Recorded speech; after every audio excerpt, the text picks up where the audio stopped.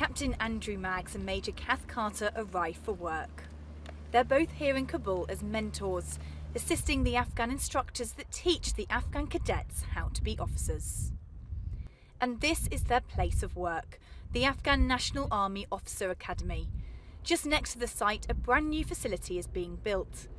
International money has been pumped into building what's called Sandhurst in the sand, with new classrooms, accommodation blocks and even a cricket pitch.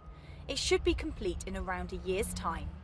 As the drawdown of the British military here in Afghanistan rapidly approaches, politicians and the military will be concentrating on the legacy that the troops have left behind. And one of those is this building site right behind me, the Afghan National Army Officer Academy. It's going to be one of the greatest assets for the country's military in the future. The British females mentor the women. They're the first Afghan females who are training to become officers. Taking the decision to join up is a brave one. It's everyone's job, no matter male or female, to take part in the improvement of our country, and I tried my best to convince my family to let me join. Insurgents are all over Afghanistan. It is difficult for us to save or protect ourselves or our country. There are lots of problems even for male soldiers if they join the army.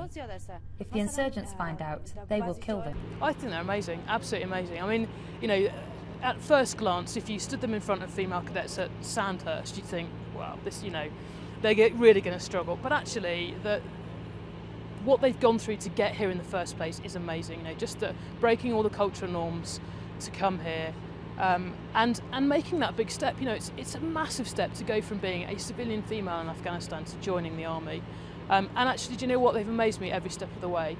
In terms of physical fitness, they turned up day one, and I'd be surprised if any of them had ever run before. And now they're going on a four-mile run, and it's not a problem for them, and it's amazing to watch them do that. The females won't take up combat roles unlike their male counterparts, but they still need to be fit. That's where Sergeant Zoe Leeming comes in. She's mentoring the female personal training instructor, but exercising isn't the norm for the female cadets. Yeah, they don't, and they've probably come from a whole lot of backgrounds where they've probably never done any sort of physical training before. So getting them example from day one, you know, on their first fitness assessment, you know, that I don't think they knew what they was going to expect, i.e., you know, they turned up in their heels and flip-flops, and normally back in the UK, you know, you'd get a kit list and you'd say turn up in your trainers and stuff. So I don't think they knew what they were going to be doing. The male cadets, however, have got stuck into every aspect of their training. At the end of this month, they'll be the first intake to graduate from the academy. An historical moment for all nations involved. The development, certainly in the officer cadets, is certainly palpable. I mean, you can see it every day that you go down there. Sometimes it's a bit of a struggle to realise it, but if we think back to how they were when they first tipped up as civilians, basically in uniform, to where they're at now, it's a huge change, a huge difference. It's great to see. And what's great to know is that they'll be, the future of Afghanistan will be in their hands, and that's something that we've had a major impact on. For over a year now, the Afghan National Security Forces have been taking the lead in the country. But this summer has seen harsh fighting killing over 1,000 Afghan troops. Brigadier Bruce Russell, the chief mentor at the academy, says instead of having a negative effect, it only makes the cadets more determined. In a funny way, it strengthens their resolve. It really does, and I'm not just saying that. And I'm always surprised how hardened the Afghans are to life here. And the Commandant says to me on many occasions, "This is Afghanistan."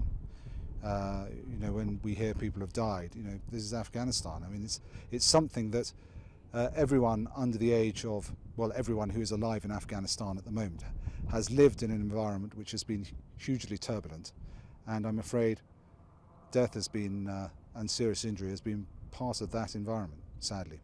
Coalition forces may be withdrawing from Camp Bastion and Kandahar, but this academy will continue to have British mentors for many years to come. But on paper anyway, the plan at the moment is that we are going to be committed to this particular project out until 2023.